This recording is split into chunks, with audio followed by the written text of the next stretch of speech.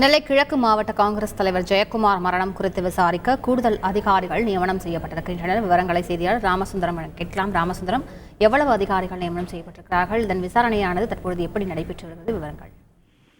நெல்லை கிழக்கு மாவட்ட காங்கிரஸ் தலைவராக இருந்த ஜெயக்குமார் கடந்த 4ஆம் தேதி உயிரிழந்த நிலையில எரிக்கப்பட்டு சடலமாக மீட்கப்பட்டார். இது தொடர்பாக உவரி காவல் நிலையத்தில் வழக்கு பதிவு செய்து இந்த விசாரணை தொடர்ந்து நடந்து வருகிறது.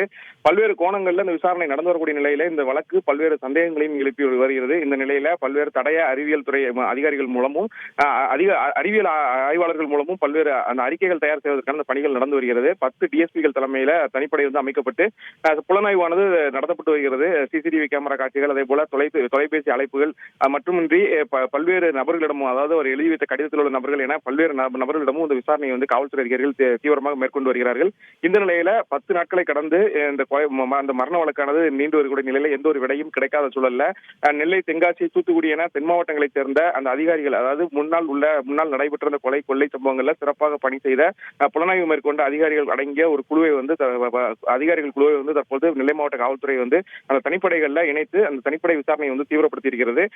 குடும்பத்தினர், உறவினர் என பல்வேறு நபரிடம் விசாரணை மேற்கொண்டு வரக்கூடிய நிலையில கூடுதலாக விசாரணை மேற்கொள்வதற்கு இந்த அதிகாரிகள் நியமிக்கப்பட்டிருக்கிறார்கள். 10 தனிப்படை டிஎஸ்பிகள் ஏற்கனவே நெல்லை மாவட்டத்தில் நெல்லை, தூத்துக்குடி என தென் மாவட்டங்களைச் சேர்ந்த பல்வேறு கொள்ளை உள்ளிட்ட வழக்குகளை சிறப்பாக புலனாய்வு செய்த அதிகாரிகள் தற்போது அவர்களுக்கு கூடுதலாக உதவி செய்யும் வகையில இந்த அதிகாரிகளும் நியமிக்கப்பட்டு இந்த விசாரணையானது தொடர்ந்து தீவிரப்படுத்தப்பட்டிருக்கிறது. தொடர்ந்து பல்வேறு கோணங்களில் இந்த விசாரணையை துரிதப்படுத்தியிருக்கிறார்கள்.